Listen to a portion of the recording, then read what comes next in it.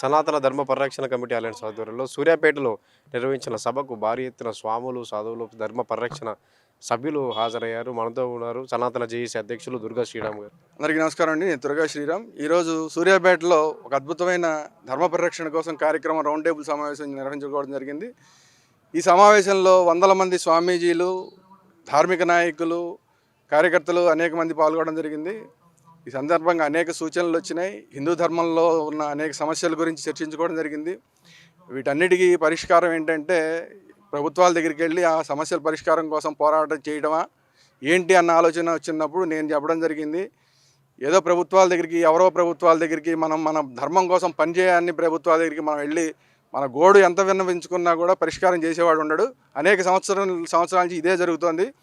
కాబట్టి ఇంక నుంచి ఇలా కాదు, హిందూ ధర్మం కోసం పనిచేసే కార్యకర్తల్ని, నాయకుల్ని, స్వామీజీలని మనమే ఎమ్మెల్యేలుగా, ఎంపీలుగా ఎన్నుకోవాలని చెప్పి నేను పిలుపునివ్వడం జరిగింది. యోగి ఆదిత్యనాథ్ గారు ఏ విధంగా అయితే యూపీలో పనిచేస్తున్నారో అదేవిధంగా ఇక్కడికి వచ్చిన స్వామీజీలని కూడా మీరు యోగి ఆదిత్యనాథ్ లాగా తయారవ్వండి, మీరు ముందుకు రండి అనడం జరిగింది. అనేక మంది స్వామీజీలు ముందుకు రావడం జరిగింది. ఇప్పుడు ఎంపీలుగా, ఎమ్మెల్యేలుగా పోటీ చేయడానికి మేము సిద్ధంగా ఉన్నామని చెప్పడం జరిగింది. వాళ్ళందరినీ కూడా రాబోయే రోజుల్లో తెలంగాణ, ఆంధ్రప్రదేశ్లో ఎవరైతే పోటీ చేయడానికి సిద్ధంగా ఉన్నారో ఆ స్వామీజీలందరినీ హిందూ కార్యకర్తలుగా మేము అందరం సపోర్ట్ చేస్తాం. అలాగే హిందూ ధర్మం కోసం పనిచేసే కార్యకర్తలు ఎవరైనా సరే, నాయకులు ఎవరైనా సరే, స్వామీజీలు అయ్యి ఉండాల్సిన అవసరం లేదు, కానీ నేను హిందూ ధర్మం కోసం పనిచేస్తాను అన్న వాళ్ళు ఎవరైనా సరే ఎమ్మెల్యేలుగా, ఎంపీలుగా పోటీ చేయడానికి సిద్ధంగా ఉంటే వాళ్ళందరినీ కూడా ప్రమోట్ చేయడానికి సిద్ధంగా ఉన్నాం. ఈ రాజకీయ పార్టీలు కొంతమంది టిక్కెట్లు ఇచ్చినా ఇవ్వకపోయినా అవసరమైతే ఆంధ్రప్రదేశ్లో మూడో ప్రత్యామ్నాయాన్ని సిద్ధం చేయడానికి తెలంగాణలో ఎవరైతే హిందూ ధర్మం కోసం పనిచేసే పార్టీలు ఉన్నాయో వాటితో కలిసి పనిచేయడానికి వీళ్ళందరినీ తయారు చేస్తాం. రాబోయే రోజుల్లో వాళ్ళతో అలయన్స్ పెట్టుకుంటాం. తెలంగాణలో అయితే హిందూ ధర్మం కోసం పోరాటం చేసే ఏవైతే పార్టీలు ఉంటాయో వాటితో అలయన్స్ పెట్టుకుంటాం. ఆంధ్రప్రదేశ్లో అయితే స్వయంగా మూడో ప్రత్యామ్నాయం తయారు చేస్తాం. ఎమ్మెల్యేలుగా, ఎంపీలుగా హిందూ కార్యకర్తల్ని, హిందూ నాయకుల్ని, అలాగే స్వామీజీల్ని రాబోయే రోజుల్లో పోటీ చేయించబోతున్నాం. ఇది స్పష్టం. ఎందుకోసం చేస్తున్నాం ఇదంతా అంటే మా సమస్యలను పరిష్కరించుకోవడానికి వేరే వాళ్ళు ముందుకు రావట్లేదు కాబట్టి, మెజారిటీగా ఉన్న మేమే వాళ్ళ దగ్గరికి, వీళ్ళ దగ్గరికి వెళ్ళి బతిమాలాల్సి వస్తుంది కాబట్టి ఇక నుంచి ఆ రోజులు పోయినాయి. మెజారిటీగా ఉన్న మేమే అధికారంలోకి వస్తాం. మా సమస్యల్ని మేమే పరిష్కరించుకుంటాం. హిందూ ధర్మం కోసమే ప్రభుత్వం ఉంటుంది. హిందూ ధర్మం కోసమే ప్రభుత్వం పనిచేస్తుంది రాబోయే రోజుల్లో. సనాతన ధర్మ పరిరక్షణ సంబంధించి ఈ మధ్య కాలంలో ఎక్కువ సభలు, సమావేశాలు అంటే అంతకుముందు లేనంత ఎక్కువగా అయింది.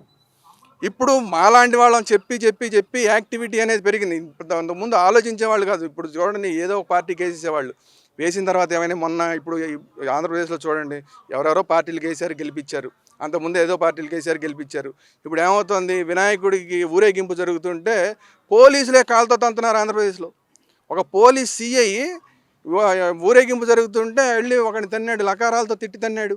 ఇంకో చోట ఇంకో పోలీస్ తిట్టాడు, ఇంకో చోట కొట్టాడు. పోలీసులే కొట్టే పరిస్థితులు, అలాగే వేరే వాళ్ళు వచ్చి మమ్మల్ని ఈ ఊరేగింపుల మీద దాడి చేసే పరిస్థితులు.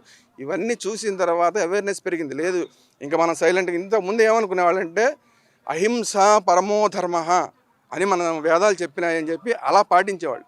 కానీ ఇంతకుముందు చాలామంది చెప్పంది, స్వామీజీ ఇలాంటి వాళ్ళు, ప్రవచనకారులు చెప్పంది. ఇప్పుడు మేము చెప్తున్నది ఏంటంటే శాస్త్రంలో అహింస పరమో ధర్మ మాత్రమే కాదయా, దానికి ఎక్స్టెన్షన్ ఉంది.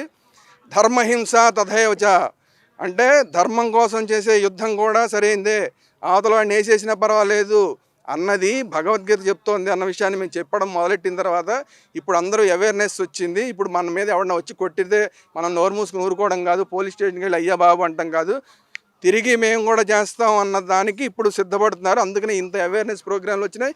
ఇప్పుడు గతంలో ఎవరో ఇలాంటి మీటింగ్లు పెడితే వచ్చేవాళ్ళు కాదు, ఇప్పుడు వద్దంటే వస్తున్నారు. స్వామీజీలు వద్దంటే వస్తున్నారు, కార్యకర్తలు వద్దంటే వస్తున్నారు, నాయకులు వద్దంటే వస్తున్నారు. ఈరోజు నేను ఒక పిలుపునివ్వగానే మీరు చూసి ఉంటారు, స్వామీజీలు ఎవరు సిద్ధంగా ఉన్నారు మీరు యోగి ఆదిత్యనాథ్ అవడానికంటే అందరూ చేతులు ఎత్తారు.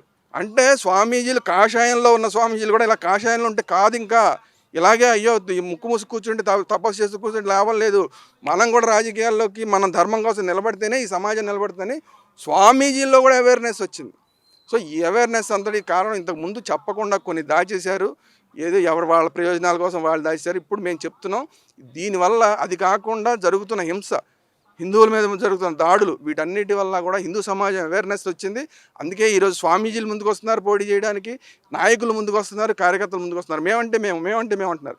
అందుకే ఇలాంటి వాళ్ళతో రాబోయే రోజుల్లో ఆంధ్ర తెలంగాణలో అసెంబ్లీలని, అలాగే 2 రాష్ట్రాల నుంచి కూడా పార్లమెంట్కి కూడా హిందూ కార్యకర్తల్ని, స్వామీజీలని పంపించడానికి మేము సిద్ధంగా ఉన్నాం.